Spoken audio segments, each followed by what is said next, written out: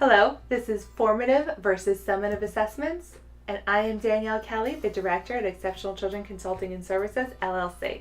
You can come see us anytime at www.exceptionalccs.com. So why assess? What is the purpose of assessments? Basically, it is the measurement of what students are learning. And we assess to measure what they're learning, to see how well students have mastered curriculum goals and standards, to provide data to monitor student progress.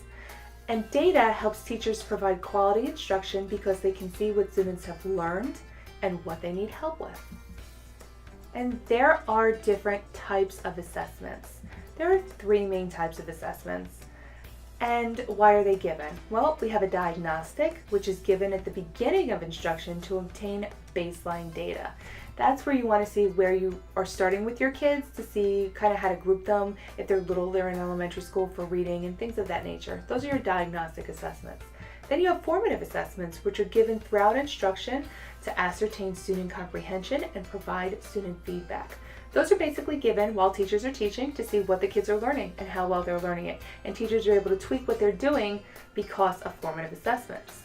We have summative assessments, and these are given at the end of a series of lessons or unit to measure student competency.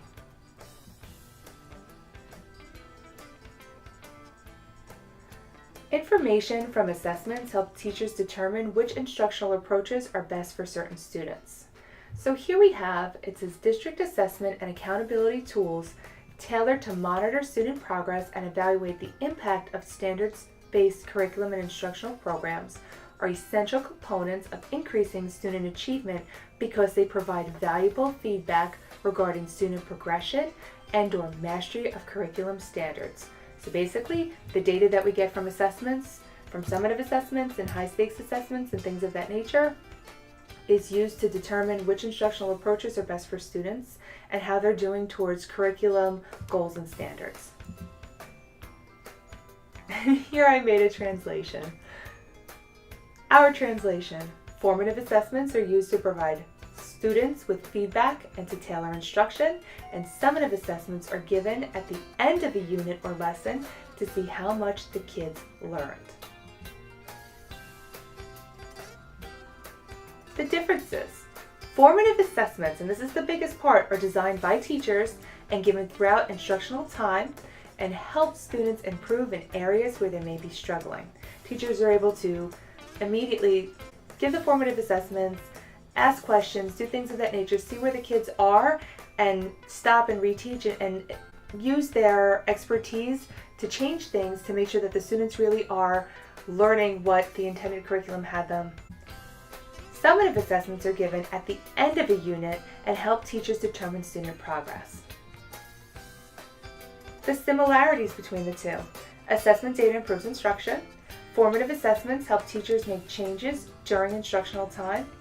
Summative assessments help teachers make changes to lessons and instructional delivery before they begin teaching because they can see where the students achieved and what they are struggling on curriculum goals and standards. I know that the orange one and the pink one, the formative and the summative, kind of, there are differences there, but everything here, the basic similarity is that assessment data helps improve instruction, whether or not it's during instructional time or analyzing data, the quantitative data from the summative assessments. That helps improve instruction too, because you could say, okay, here were the tested areas, here's the curriculum, where are the gaps, where's the disconnect here? And then teachers are able to go back and maybe work collaboratively and say, this is what we did well, this is what we need to do differently, maybe we need to differentiate a little bit to make sure these kids are hitting these goals. Formative assessment examples. Questions relating to background information to gauge how familiar kids are with the topic and increase student engagement, because you want to have that connection between background knowledge and what's being taught to make sure kids can make those connections, and it helps sustain focus and attention. Direct questions pertaining to the lesson while teaching. So you kind of stop and say, okay, who can tell me this? You ask a question relating to the text or relating to the topic, and kids are, if they're answering it correctly, you're doing okay. If some are staring at you like you're a space alien, then there's a disconnect there, there's something wrong. And that's when teachers use their expertise and say, okay, I need to shift this, I need to do this, I need to do this, I need to implement this. Student exit slips asking what they've learned or with specific lesson questions. I love exit slips, and I love being able, when I was a teacher, to look at them and say, and see how they, even, I love the open-ended questions. What did you learn today? Summarize our lesson. What was your favorite thing about today's lesson? And to get their feedback really does help us as teachers improve what we're doing, because we can see right in black and white what they got out of what we did with them. Student-related comprehension scales.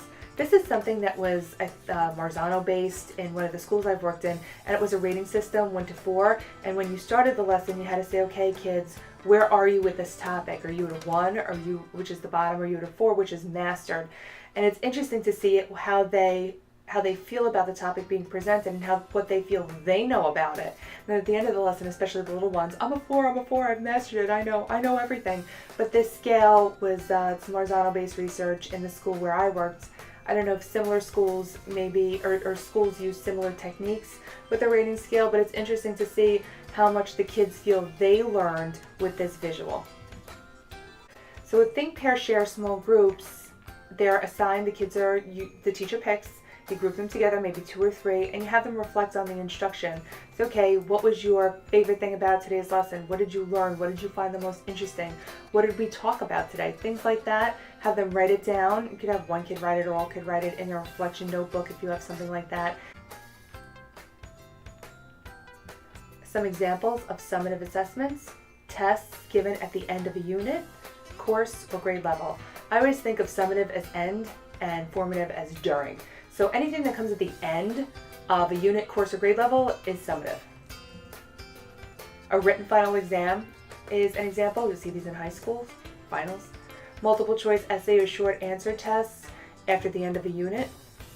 A final project at the end of a unit or series of lessons or course. High stakes criterion reference tests. These are those, when everybody thinks summative assessments, they get very angry. In New Jersey, we have the park. Park makes people angry. These are those tests that come at the end of the year. Sometimes I think the testing window opens in some places in New Jersey in like April. When I worked in North Carolina, it was at the end of the year, and it was a couple weeks before the very end of the year. It was the EOGs. But these high stakes tests have people angry a lot, and they don't believe in assessments, and it's hard for the kids and so on and so forth. But high stakes criterion reference tests are an example of a summative assessment, and the data is scrutinized and broken down by group and subgroup to see who did the best on what these questions. Are they aligned? Are they aligned with the curriculum? And again, that's where that alignment is so important. They look for gaps and deficiencies, and what can we do differently next year, and what technology can we implement, and how could we improve instruction to get those scores up. This is one of my favorites, a research paper. I love doing research papers. I love doing final projects. A research paper is an example of a summative assessment. And how do assessments pertain to accountability? Assessment data holds educational professionals accountable for student learning, because once assessment data is analyzed, curriculum strengths, weaknesses, and gaps are identifiable. So we have the data provides accountability for student learning through analysis of curriculum strengths and weaknesses. We can see where the kids are doing well and where they struggled. We're able to see gaps. Where's the disconnect? Where, if they're aligned correctly, if they're not aligned correctly, if there are deficiencies and there are gaps, and we want to go back and say, okay, where did we not align this between the intended curriculum, the taught curriculum, and the tested curriculum? And uncovering gaps enables educational professionals to recommend revisions designed for increases in student growth. And then we're going to look at, okay, so we have these formative and summative assessments. We have this data. What do we do with it? Research shows teachers utilize assessment data to identify weaknesses by content area, item, and finally by students. Teachers can then analyze each test item to better understand the students' responses. Results were interpreted within the context of their teaching. Instructional responses were developed based upon this information. And remediation or reteaching uses a different approach than previously transpired. So basically, when you look at the data analysis, you look at the tests, you look at the questions, you look at how well they did, where they didn't do well, and what I as a teacher need to do differently in my classroom to make sure that the students are learning the intended curriculum. Here are our references. And if you are feeling social, please email me anytime at info@exceptionalccs.com or visit me on Facebook, LinkedIn, Twitter, YouTube, and Instagram. Social media links are also available at our website, www.exceptionalccs.com.